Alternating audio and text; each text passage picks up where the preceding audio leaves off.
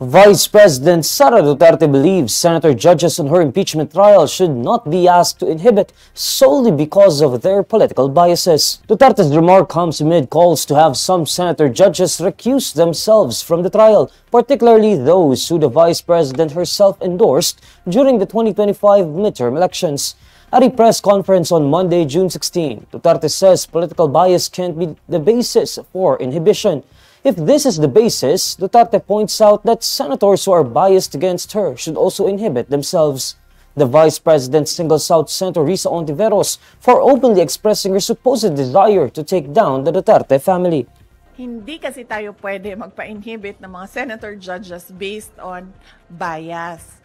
Dahil ang posisyon lang naman ng isang tao is you are for or against. Inday Sara, no? Kung ganun ang ating basehan sa inhibition, ay dapat din natin ipa-inhibit ang mga senators na meron ding bias against Sara Duterte, no? Tulad na lang ni Senator Risa Ontiveros. She then says the senator judges should be given the benefit of the doubt that they will do their job fairly.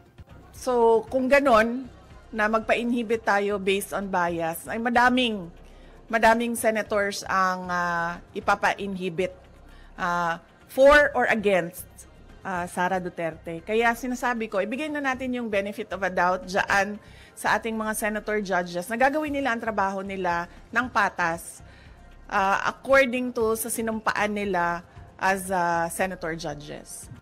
Asked if she will personally attend her trial, Duterte doesn't respond directly. Instead, she says that it is up to her lawyers to determine if she will have to present herself before the Senate Impeachment Court when the time comes. Duterte's team received the summons from the Senate Impeachment Court on June 11. She's facing trial after the House of Representatives impeached her in February.